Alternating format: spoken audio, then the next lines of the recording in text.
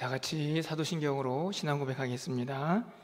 전능하사 천지를 만드신 하나님 아버지를 내가 믿사오며 그 외아들 우리 주 예수 그리스도를 믿사오니 이는 성령으로 잉태하사 동정녀 마리아에게 나시고 본디오 빌라도에게 고난을 받으사 십자가에 못 박혀 죽으시고 장사한 지 사흘 만에 죽은 자 가운데서 다시 살아나시며 하늘에 오르사 전능하신 하나님 우편에 앉아 계시다가 저리로서 산 자와 죽은 자를 심판하러 오시리라. 성령을 믿사오며 거룩한 공회와 성도가 서로 교통하는 것과 죄를 사하여 주시는 것과 몸이 다시 사는 것과 영원히 사는 것을 믿사옵나이다. 아멘. 우리 찬송가 80장 찬양드립니다.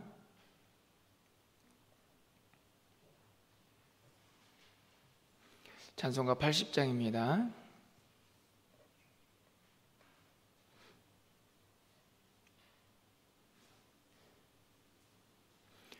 전지에 있는 이름 중 귀하고 높은 이름 준하시기 전 지으신 구주의 이름 예수 주 앞에 내가 엎드려 그 이름 찬송함은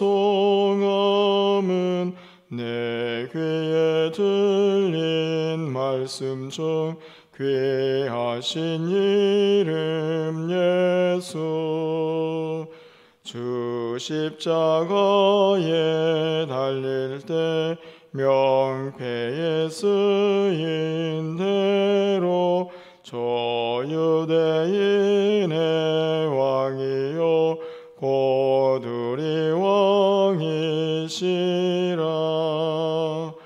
주의 앞에 내가 엎드려 그 이름 찬송함은 내 귀에 들린 말씀 중 귀하신 이름 예수 지금도 살아계셔서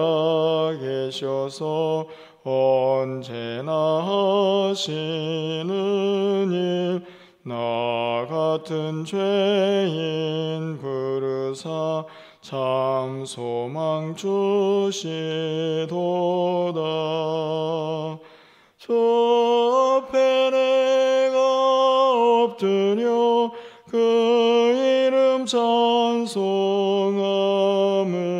내 귀에 들린 말씀 중 귀하신 이름 예수 주 예수께서 영원히 어제나 오늘이나 그 이름으로 우리에게 참 복을 내리신다. 주 앞에 내가 엎드려 그 이름 찬송함은 내 귀에 들린 말씀 중 귀하신 이름 예수 아멘.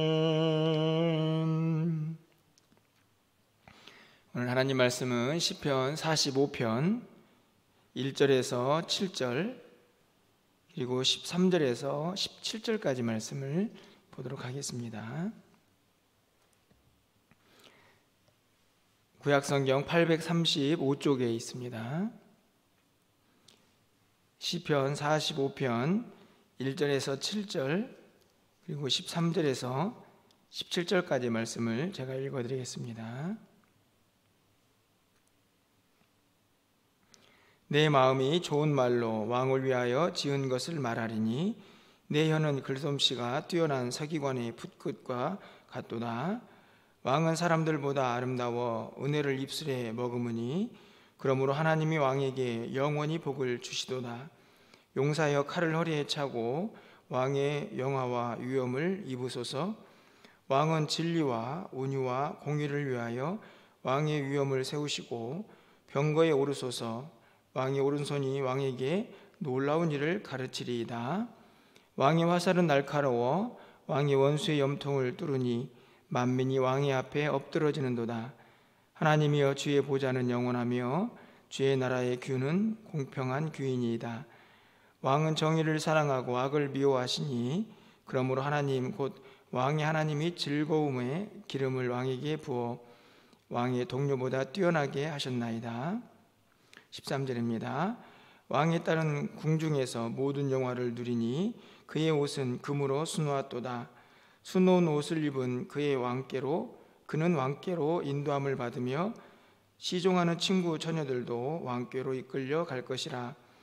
그들은 기쁨과 즐거움으로 인도함을 받고 왕궁에 들어가리로다. 왕의 아들들은 왕의 조상들을 계승할 것이라. 왕이 그들로 온 세계의 군왕을 삼으리로다. 내가 왕의 이름을 만세에 기억하게 하리니 그러므로 만민이 왕을 영원히 찬송하리로다. 아멘. 오늘부터 매일 성경이 시편의 말씀을 잠깐 살펴보게 됩니다. 누가복음은 이후에 고난주간 또 부활주간쯤에 해서 말씀이 계속 이어지는 것 같습니다. 우리가 세상을 살아가면서 늘 드릴 말씀이지만 수많은 관계 속에서 살아가게 됩니다. 때로는 그 관계가 실타래처럼 얽혀있다 이런 생각이 들 때가 많이 있는데요. 그래서 그 관계가 이 땅을 살아가는 우리 모두에게 참 많은 영향을 끼치면서 살게 됩니다. 믿는 성도들에게 그 많은 관계 중에서 가장 중요한 관계가 있다고 하면 아마도 하나님과의 관계가 아닐까 생각이 듭니다. 성경을 읽다 보면 그래서 특별히 구약 성경에는 이스라엘 백성들과 하나님과의 관계를 남편과 아내의 관계로, 그렇게 부부 관계로 설명을 하고 말씀을 전개하는 부분들이 종종 등장하는 것을 볼 수가 있습니다. 오늘 본문에서도 왕이 등장을 합니다. 그리고 후반부에 가보면 그 왕의 결혼식과 또 그 결혼식에 참여하는 신부의 모습이 기록이 되어 있는 것을 볼 수가 있는데요.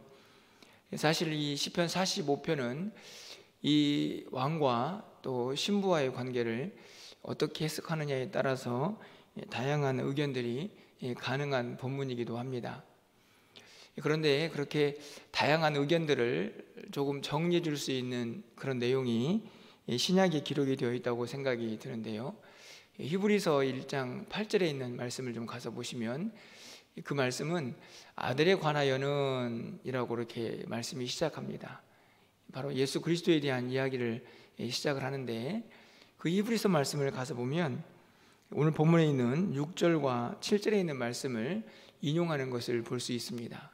다시 말하면 신약 성경에서 오늘 이 시편 45편에 있는 말씀의 일부를 예수 그리스도에 관하여 인용하는 것을 살펴볼 수가 있다는 것이죠. 그렇게 말씀을 정리해 보면 오늘 시편 45편의 왕이 누구이고 신부가 누구인가 하는 것을 쉽게 좀 이해할 수가 있습니다. 다시 말하면 오늘 본문에 나와 있는 왕은 예수 그리스도를 의미하고, 그리고 뒤에 나오는 신부는 바로 예수 그리스도와 관계를 맺고 있는 이 땅의 교회, 그리고 또 덜 넘게는 성도들에 관한 이야기다라는 사실을 오늘 본문에서 우리가 깨달을 수가 있다는 것이죠. 오늘 본문은 그런 관계를 기준으로 해서 함께 좀 말씀을 생각해 보려고 합니다. 먼저 이 전반부에 있는 그 왕이 어떤 성품을 가지고 있는가 하는 말씀을 통해서 우리가 믿고 있는 예수 그리스도가 어떤 분이신가를 좀 함께 생각해 보려고 하는데요. 가장 먼저 2절 말씀을 좀 가서 보시면 이렇게 기록이 되어 있습니다. 왕은 사람들보다 아름다워 은혜를 입술에 머금으니 그러므로 하나님이 왕에게 영원히 복을 주시도다, 이렇게 기록합니다. 2절 말씀을 읽으면서 역시 시편은 참 아름다운 시다라는 생각을 갖게 되는 그런 구절이 등장을 하는데요. 왕은 사람들보다 아름답다라는 왕의 뛰어남을 이야기를 하면서 그 입술에 은혜를 머금고 있다 이렇게 기록을 하고 있습니다. 은혜를 입술에 머금으니, 쉽게 말하면 예수 그리스도의 입술에는 항상 은혜가 머문다라는 이야기라고 그렇게 해석을 할 수 있을 것 같습니다. 예수님께서 그 입술에 머금은 은혜를 가지고 성도들을 위로하고 또 교회를 격려하면서 아름답게 신앙생활을 잘 할 수 있도록 우리를 인도하시기 때문이죠. 입술에 은혜를 머금었다라는 이 말씀을 보면서 지난 주일에 설교했던 학자의 혀가 떠올랐습니다. 조금 내용은 다르지만 입술에 무엇을 가지고 또 그 입술을 어떻게 사용할 것인가 하는 부분에 있어서 중요한 공통점이 있다고 생각이 듭니다. 학자의 혀로 공고한 자를 마땅히 어떻게 위로할 것인가 하는 것을 생각할 수 있었던 것처럼 입술에 은혜를 머금고 그 입으로 다른 사람들을 은혜롭게 또 그들에게 은혜를 끼치면서 살아갈 수 있는 모습을 잘 기록하고 있기 때문입니다. 우리가 믿고 있는 예수님은 입술에 은혜를 머금고 계십니다. 이 말씀을 보면서 우리는 또 어떻게 살아야 할까 하는 또 다짐도 해보게 되는데요. 당연히 예수를 믿고 따르는 그분을 왕으로 삼고 있는 우리 모두도 우리의 입술에 은혜를 머금고 살아가지 않을까 하는 생각을 다시 한번 해보게 됩니다. 예수님은 입술에 은혜를 머금고 계시다라고 그렇게 설명을 하고 있고요. 계속해서 이어지고 있는 말씀을 보면 4절에 이렇게 기록이 되어 있습니다.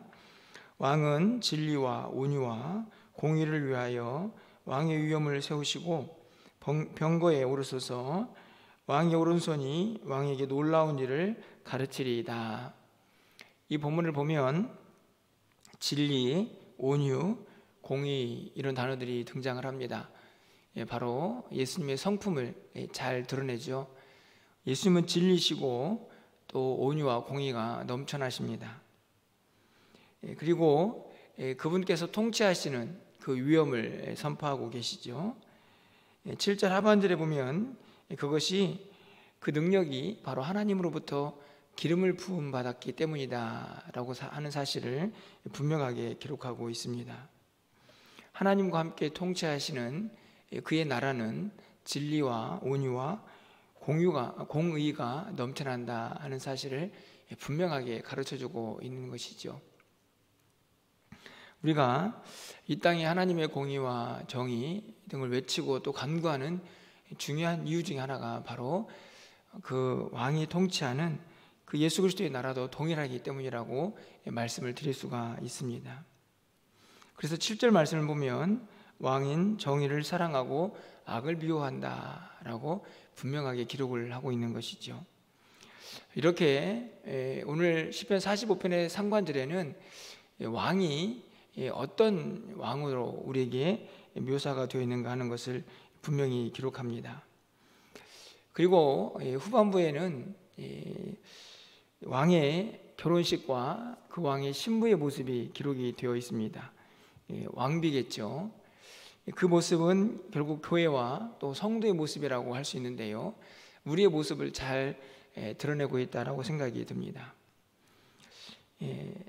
다시 말하면 그의 신부에 합당한 모습이라고 생각할 수가 있는데요. 가장 먼저는 10절 말씀을 보면 이렇게 기록이 되어 있습니다.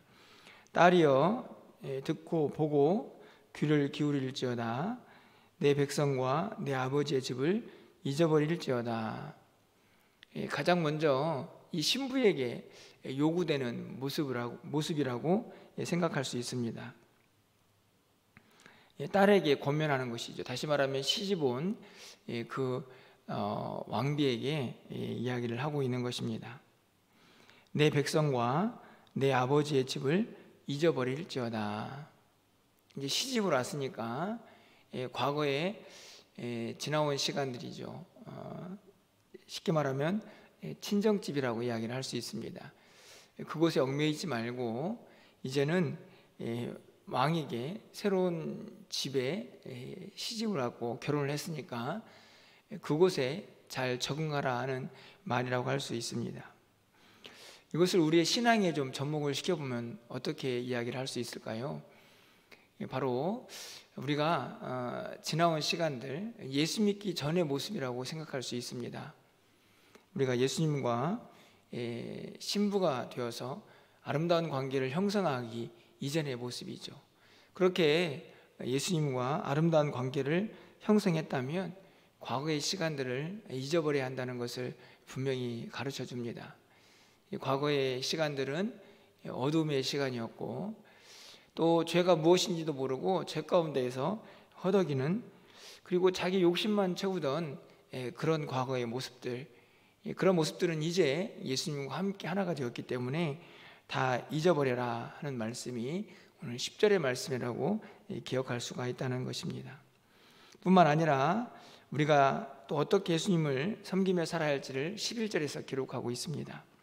그리하면 왕이 내 아름다움을 사모하실지라, 그는 내 주인이시니 너는 그를 경배할지어다.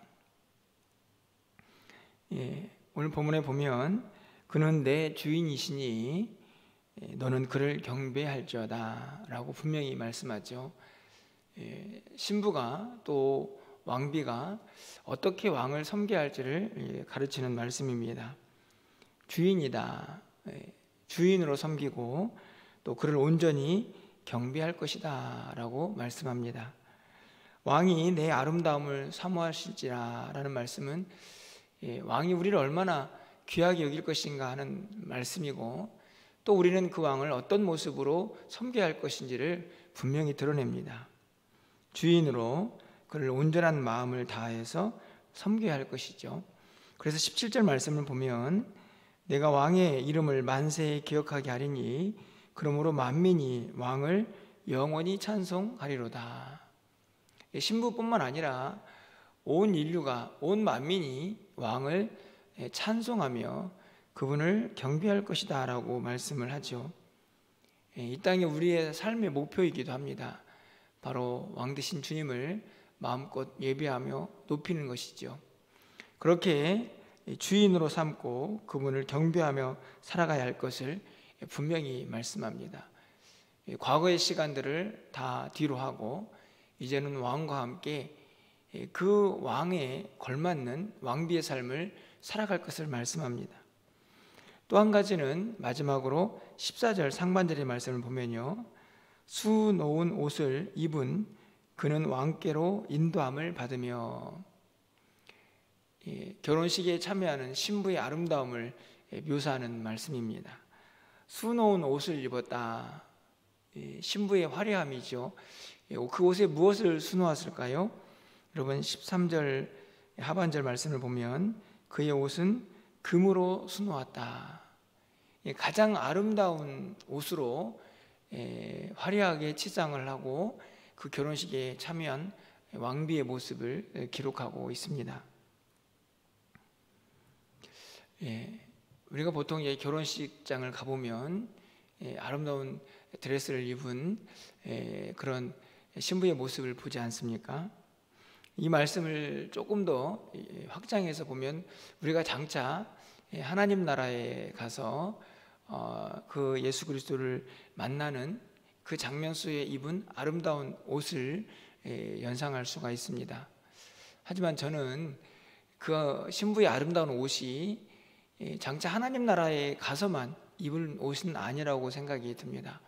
왜냐하면 이 땅을 살아가는 우리 모두가 이미 과거에 지난날에 세상의 옷은 다 벗어버리고 바로 예수 그리스도로 옷을 입었기 때문이죠. 그 옷은 이미 충분히 아름답고 화려하다라고 저는 확신합니다. 로마서 13장 14절에서 이렇게 기록을 하고 있습니다. 오직 주 예수 그리스도를 옷 입고 정욕을 위하여 육신의 일을 도모하지 말라. 이 구절을 보면 바울은 우리가 오직 예수 그리스도로 옷을 입어야 한다. 예수 그리스도를 믿는 것은 이제 새로운 삶을 사는 것이기 때문에 지난날에 그런 옷은 다 벗어버리고 이제는 예수 그리스도로 그분이 나의 옷이 되었다는 사실을 분명히 기록을 하죠. 그래서 더 이상 정욕을 위해서 육신의 일을 도모하지 말라고 말씀을 합니다. 과거에 지난날의 지배의 모든 것들을 잊어버리라는 10절의 말씀과 저는 동일하다고 생각이 들어집니다. 그렇기 때문에 우리는 이미 예수 그리스도로 옷을 입은 사람들입니다. 이미 아름답고 귀한 옷을 입은 것이죠. 그렇다면 어떻게 살아가야 할까요? 당연히 그 귀한 옷에 더러운 것을 묻혀서는 안 된다고 생각이 됩니다. 그곳에 죄의 그런 오물들 또 더러운 것들을 묻혀서 그 옷이 더러워지지 않도록 해야 한다는 말씀이죠.